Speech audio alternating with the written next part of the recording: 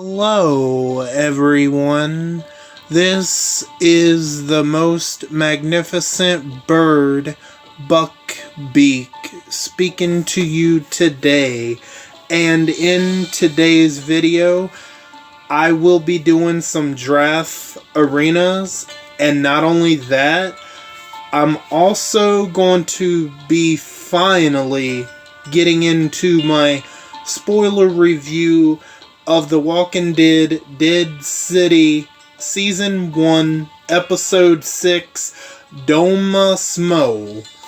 Now, from what I've heard, that Doma Smo means we're home in a different language. Now, if anyone actually knows that for sure, feel free to let me know, but otherwise, I'm just going based off what I have heard, what that means exactly.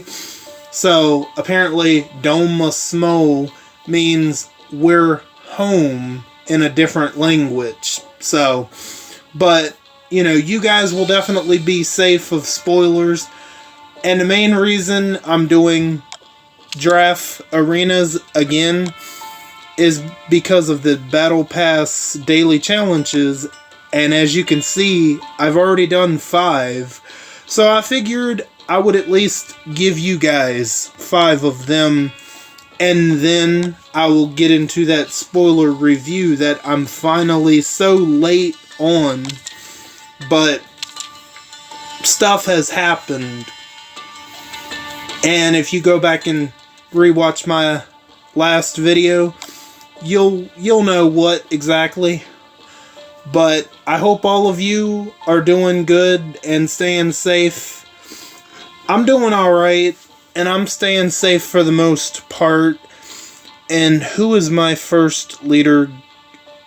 Who is my first pick gonna be? Well, I use Jackie on a regular basis. I guess I'll go with Easter Erica. Who else we got? Let's see. Circuit, Lee, Ash, Benjamin, I guess Gloria, Lydia, Lily, Abraham, Ash, Eugene, or AKA Doc Ock. I guess Lily. And now we have Waylon, Argus, Arav, Ghost, Oceanside, Sadiq. I don't have Sadiq, so we're gonna see how he fares out. For the final pick, Nimrod, Mia, Titan, Rhodey, Laura. Gotta go with Titan. Even though this Titan isn't the really cool version of him, he's gonna do just the same thing. He just doesn't look as good.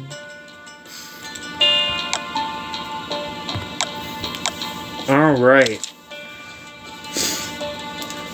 Let's see.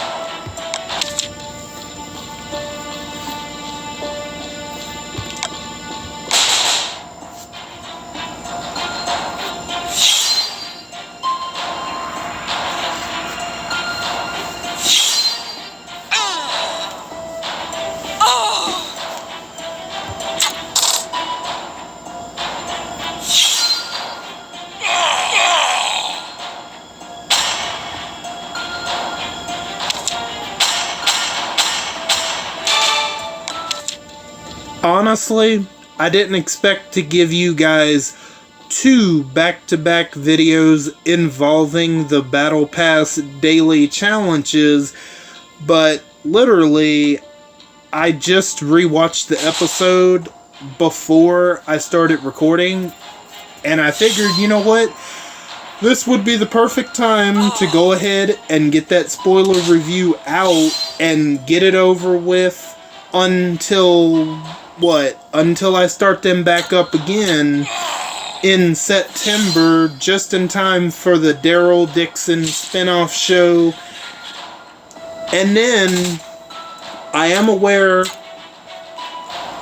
of, I'm also aware that next year we are finally getting the Rick and Michonne spinoff that's coming out. I know it's next year. I do know that for sure. And they changed the name of it to, I think it was going to be called Rick and Michonne, but now it's called The Ones Who Live, or The Ones Who Lived, something like that. Not sure why they changed the name, but other than the name change, I'm still looking forward to it. Now, I'm really looking forward to the Daryl Dixon spinoff, because I'll be honest, he's my number one favorite Walking Dead character of all time. So I'm definitely highly anticipating the Daryl Dixon spinoff, which is coming September. Is it September the 10th?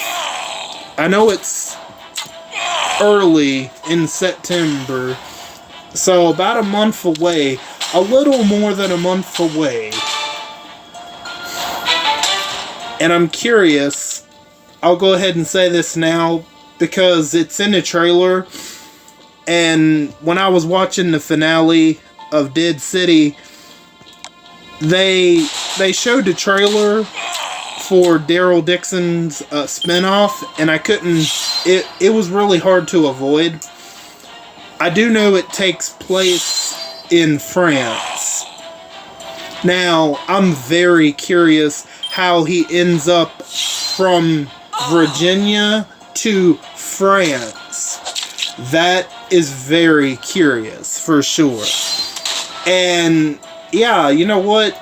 There was nothing I could do to avoid it because I didn't know it was coming on while I was watching Dead City. And damn, I really enjoyed what we got from that trailer. And I'm sure there's more that they couldn't show. And it'll probably be 6 episodes, I'm sure. That's just what I'm guessing at this point. Which isn't too bad, honestly.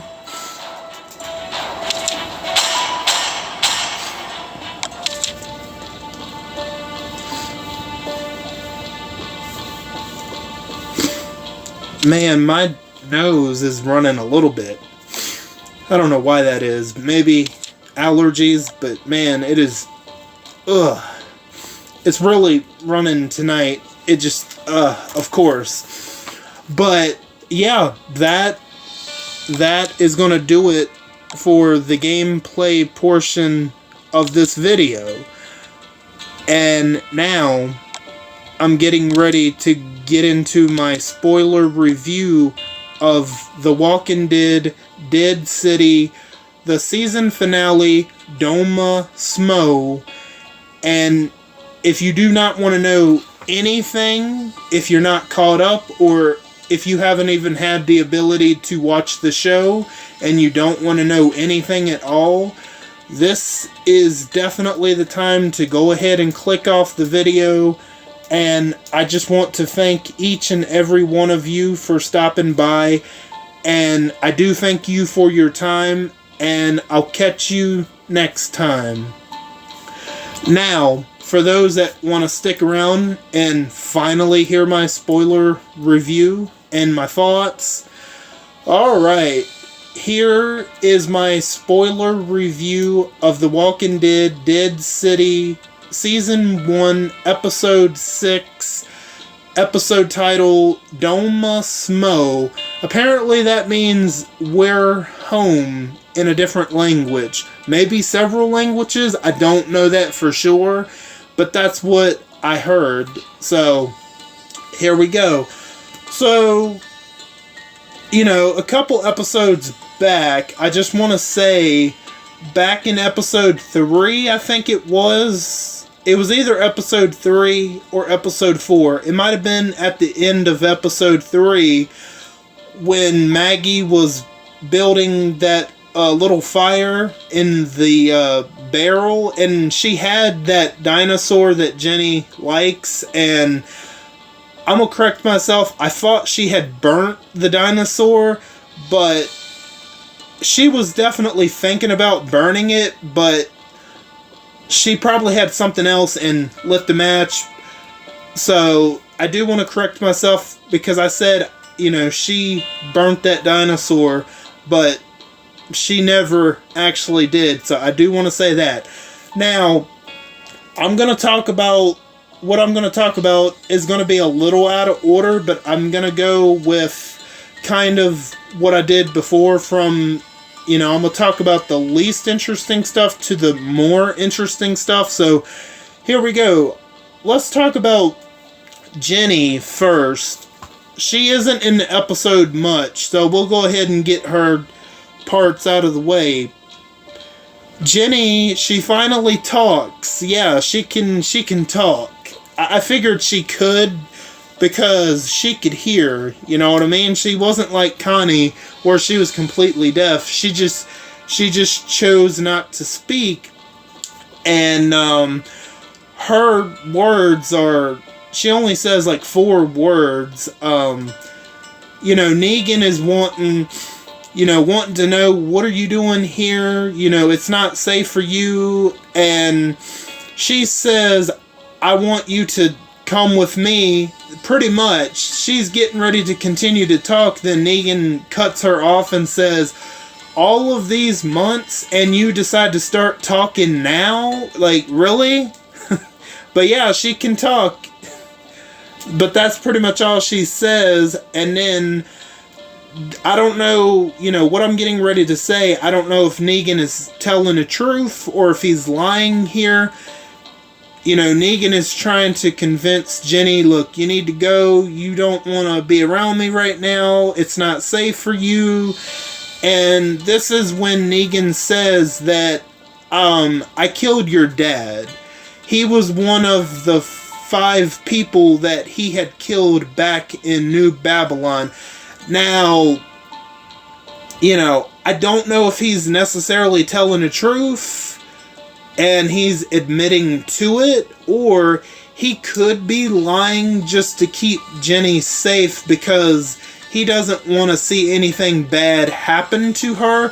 I mean, who knows? He sounds convincing, but he could be lying. That one, it could be either way. And also, let's talk about Armstrong. So that's pretty much it for Jenny.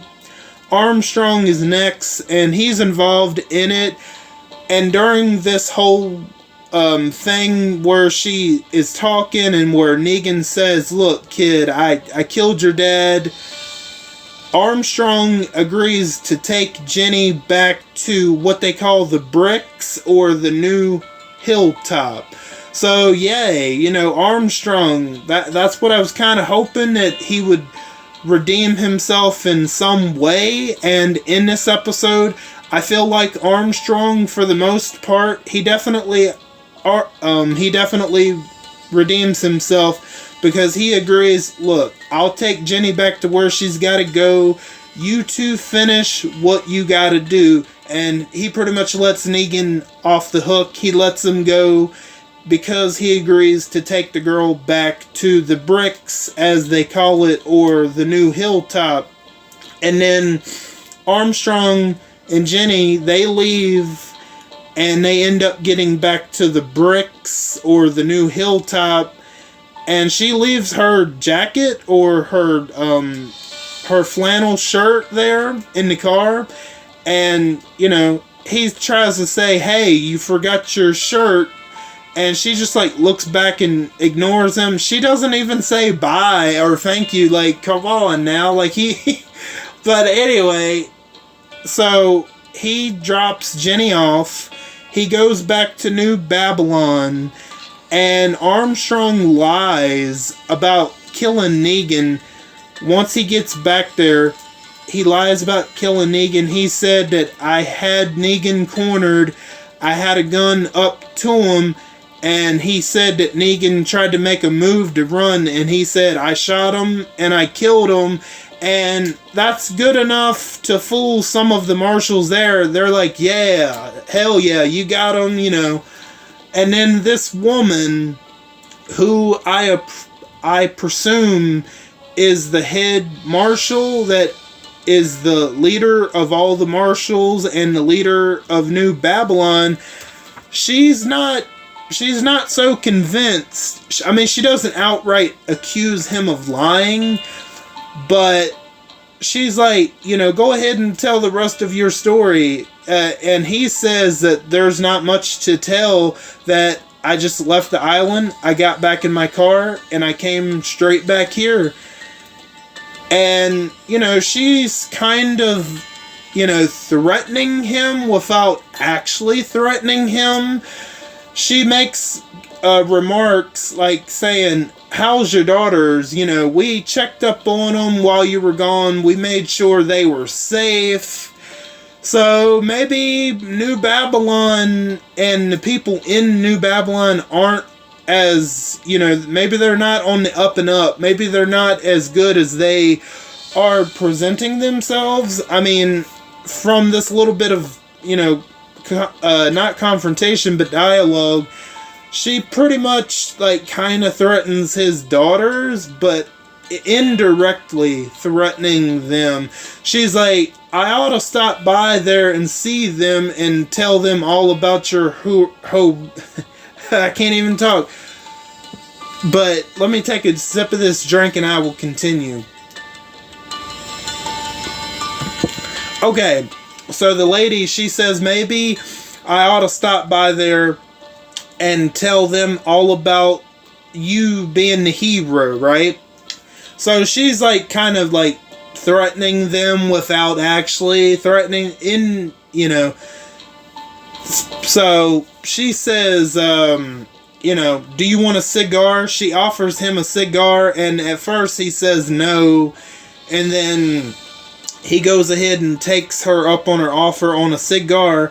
So she says, now tell me your story again, but this time tell me all about the methane. So that's a potential plot point possibly going into season 2.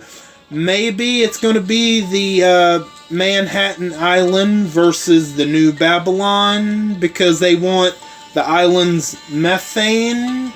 Because she explains that, you know, the tobacco leaves, that they need to be cured at like 100 degrees or whatever, and she explains that ethanol, you know, goes for stretches of many cornfields or something like that. So possibly the New Babylon, they're going to try to go to the Manhattan Island to try to get that methane, because why else would she want to, you know, why else would she want Armstrong to tell her about this methane? So that's definitely a possible plot point I think they might be going for in season 2. Now let's talk about Maggie and Negan. Negan will be brought up again, so this is just Maggie and Negan, and we'll go ahead and include Herschel in here too. He's in here too. Okay, so Maggie and Negan, they are looking out the city to see if they can find the Crow Rat, and they see a single car driving throughout the city, and that's obviously the Crow Rat, and they end up going to this building, and it's got smoke where it looked like somebody has a fire lighting, you know, a campfire nearby, probably on the roof, I would imagine. So they go in the building, and, you know, Negan is like curious as to why Jenny really came all the way, and Maggie is trying to sell him some BS, like, maybe she just wanted to, be with you, and maybe she just thought you would be mad, and she wanted to come all the way here to explain herself. And Negan, he's slowly, like, figuring out that Maggie is lying, and that's when Maggie pulls out a knife and tries to stab him, and they start fighting. So he starts running. Negan starts running after he knocks the knife out of Maggie's hand. So he's running, and they end up on these little platforms. And Maggie, she ends up stabbing Negan in the chest, and then that's when he backhands her. I mean, of course, she fired the first shot. She tries to kill him here. She stabs him, so he backhands her and kicks her off the little platform, and there's these boxes that have a tarp on it. So he grabs his knife and he tries to jump down and tries to stab her, but she moves out of the way, and it pretty much ends with Negan. He holds his knife to Maggie's throat, and then, the pieces are connecting in his head, and he says that, he never took your grain, he just took your kid. And he pretty much says, I don't know what the hell he wants with me, but I know I ain't gonna like it. And what he says here, I really liked what they did. Negan is telling Maggie directly at Maggie, but in this moment, I believe he's also talking to some of the audience that still doesn't like Negan, because he says directly to Maggie and some of the audience that doesn't like Negan, that can't forgive him for what he did. He's like, look, it doesn't matter how many apologies I offer up, you can't and you won't get over it. I liked that. Even though he was saying that directly to Maggie, he was also saying that to some of the audience that can't necessarily forgive him.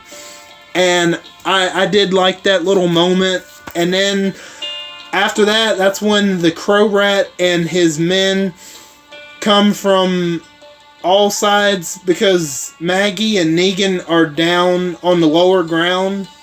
So the Crow Rat and his men are up above, and they come all around. And that gets Negan distracted enough for Maggie to hold him at knife point. So yeah. So the Crow Rat now has Negan, and they're riding in an ambulance, and Maggie still got Negan at knife point. And he's pretty much saying to Negan that, we looked years ago at the sanctuary for you, but it was abandoned a long time ago. So that was probably, I want to guess, probably around season 9, maybe season 10, when they had looked for Negan, and obviously nobody was at the sanctuary. So it would have definitely had to been season 9, season 10, around there. Maybe season 11. It definitely had to be toward the end of the Walking Dead for sure. But it isn't Pacific, because he said just years ago. So that could have been late season 9, season 10, season 11, not really sure, but it definitely had to be around that timeline for sure. And then the Crow Rat, he pretty much says that one of the saviors, I think he said his name was Jerome or something like that. I can't exactly remember, but he said that he had found one of the saviors, and he was alone and weak, and this guy, one of the saviors had told the Crow Rat a story about Maggie, and he also had found out about the 4 men in the magistrate that Negan had killed. So, and he also says, the crow rat, that is,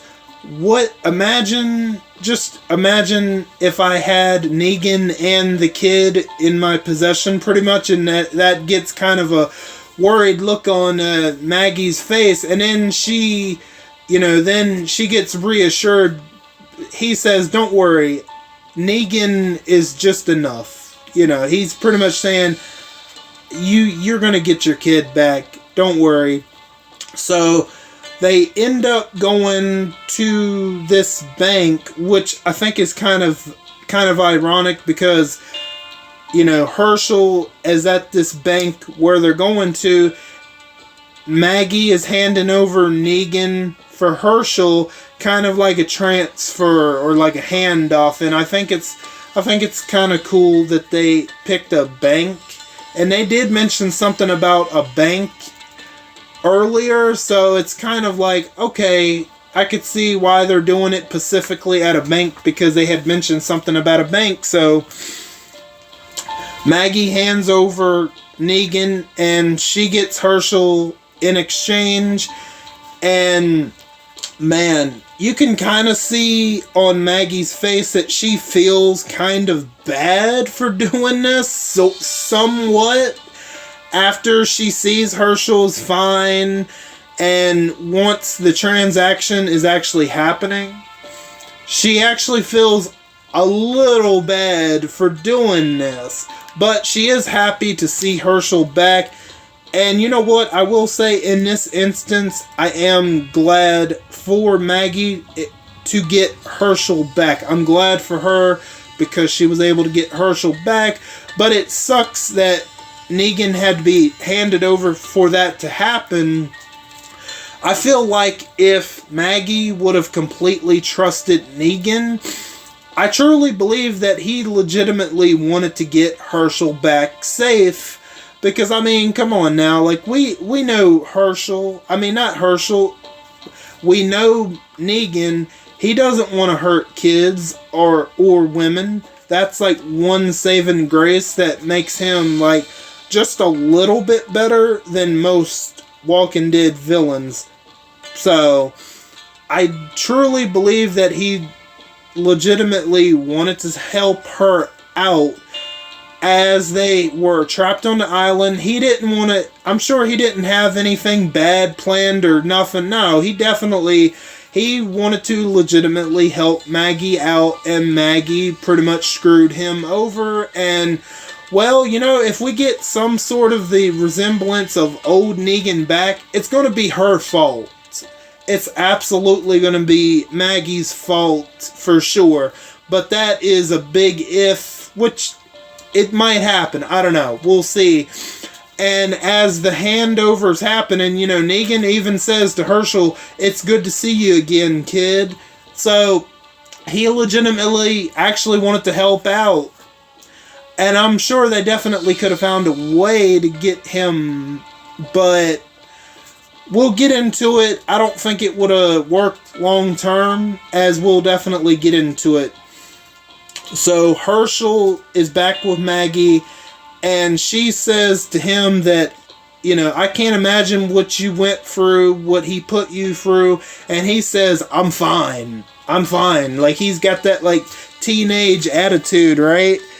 Which he does act like a stubborn teenager a little bit here, but it is good to see that he's back with Maggie, legitimately. It honestly is, but he's acting like, a snotty teenager. He acts like he knows the world. But I will say, he definitely dropped some truth bombs on Maggie when they're having a conversation in the car. He actually says to Maggie that he felt safer with the crow rat and the lady in black. Which, that's interesting. He actually said that to her, and she looked like, she looked a little shocked when he said that, which I thought that was kind of curious when he said that he actually felt safer with the crow rat and the lady in black, which, that's, wow. That's definitely very interesting. And then here's some truth. A hard dose of reality that he dishes out to Maggie. You know, when she says, "I'm glad to have you back. I was worried about you." And he says, "Glad? You're glad?"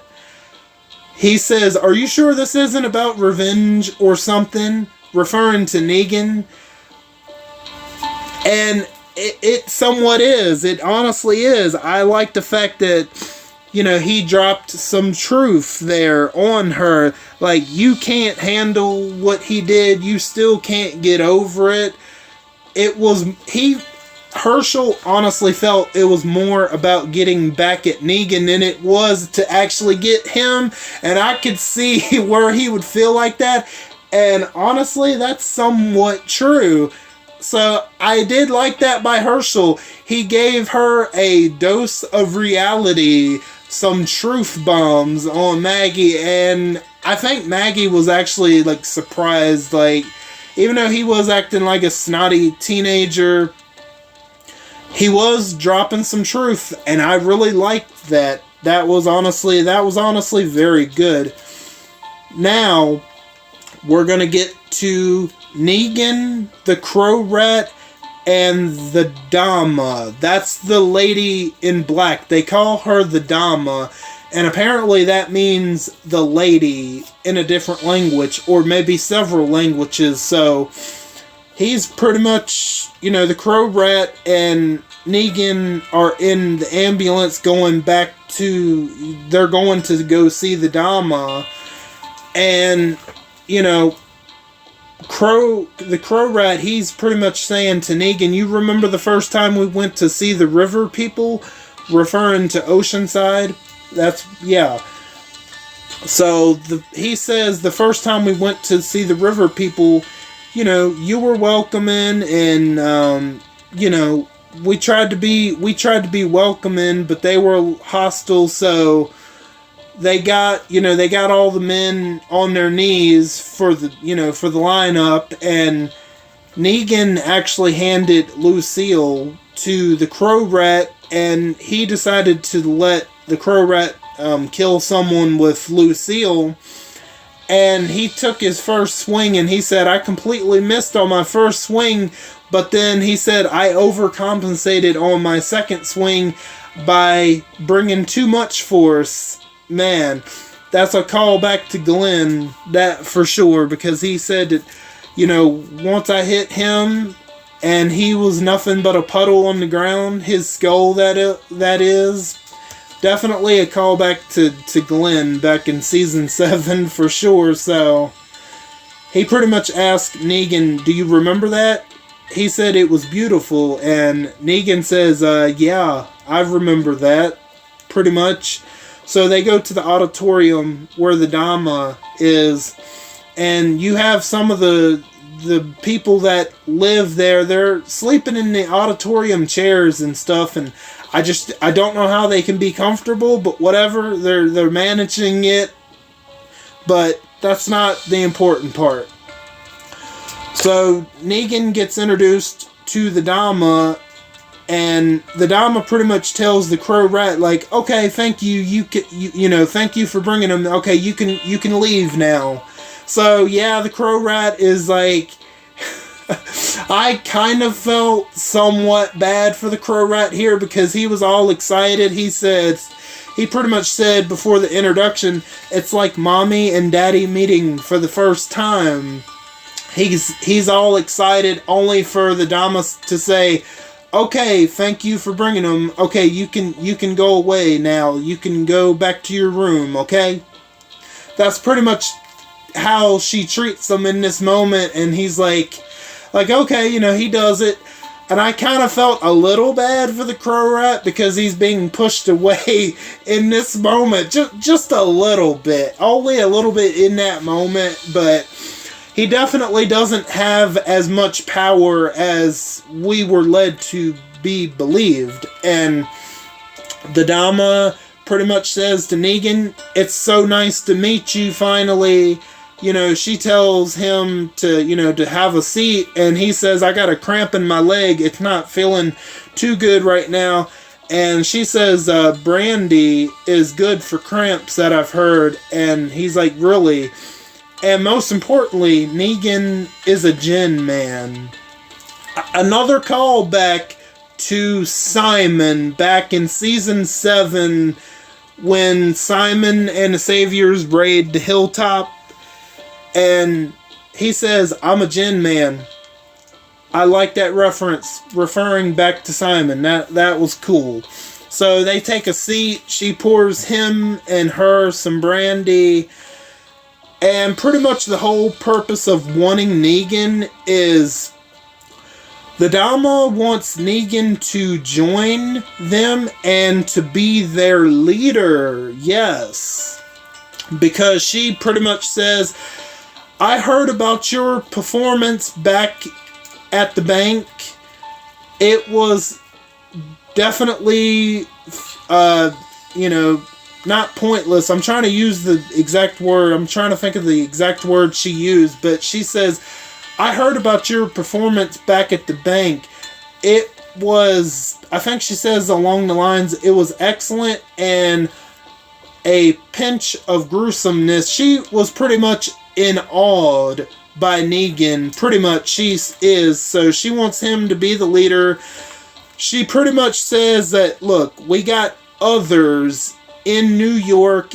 We got others north as far as Harlem. She says if we can get everybody united as one, we will be unstoppable. And Negan, I want you to be the leader. It can all be your sanctuary once again. Like, ooh, like, that's kind of, that's what I'm saying. If we get some resemblance of old Negan back, we can thank Maggie for that because she screwed him over. So we can thank we can thank Maggie for that if we get some resemblance of the old Negan back. And she pretty much has a set of keys.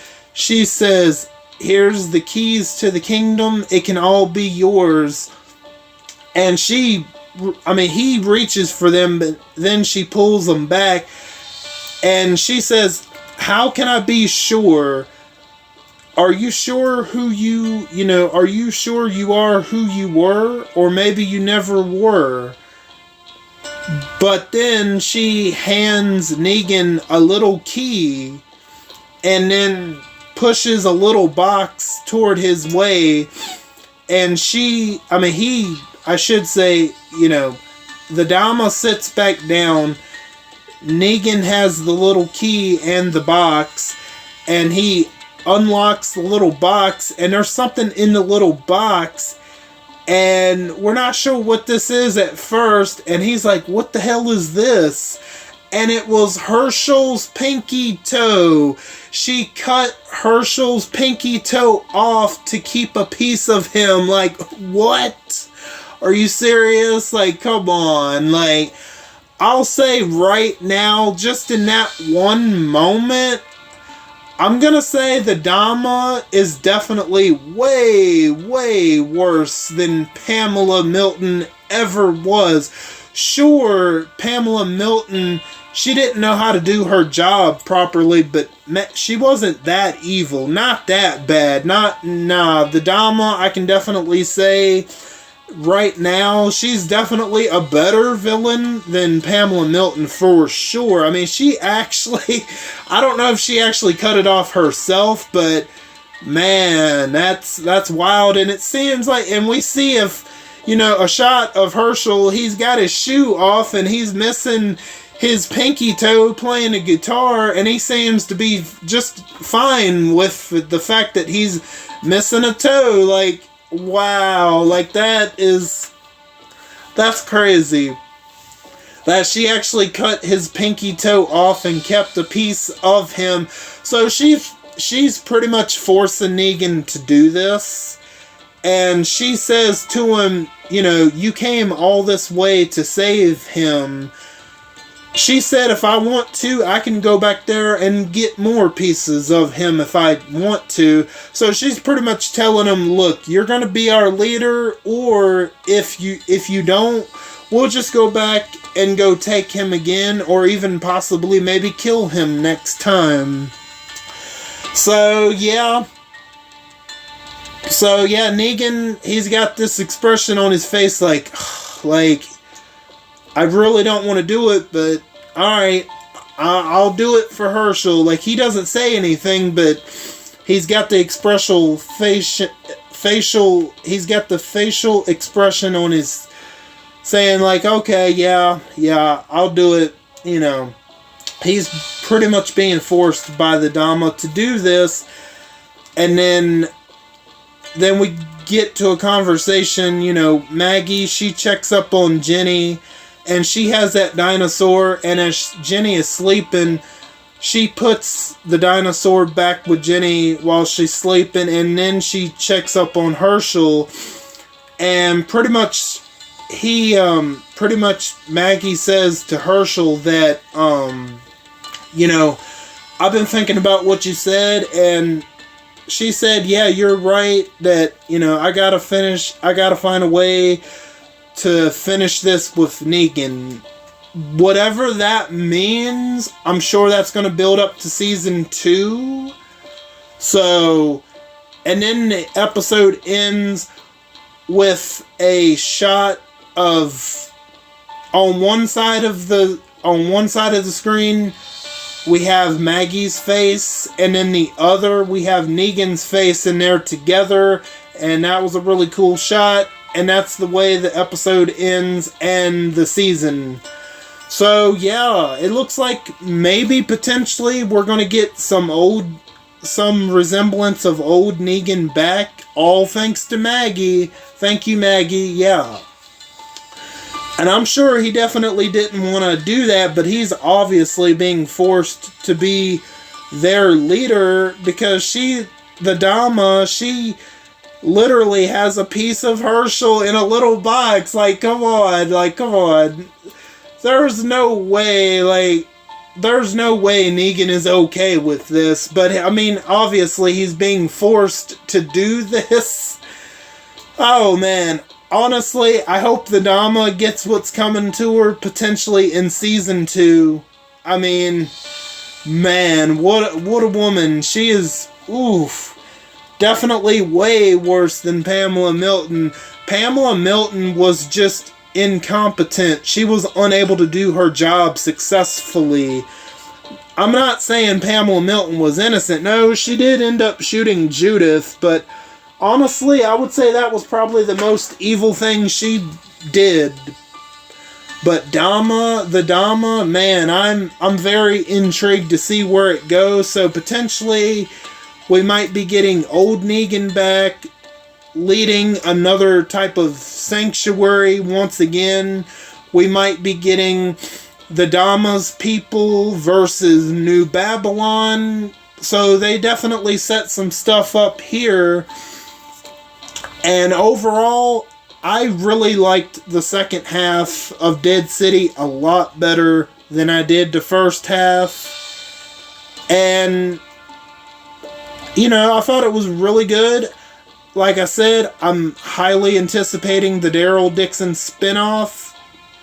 I'm very curious to see why he's all the way in another country opposed to being in America. We'll find out. But yeah, that's all I got to say about my spoiler review. And that's pretty much the end of this video. I want to thank each and every one of you for stopping by and for your continued support. Or if you're new, welcome in for the first time. All of you are very awesome, and I thank you again. And don't forget to hit the bell and switch on all notifications so you know the second I upload to YouTube.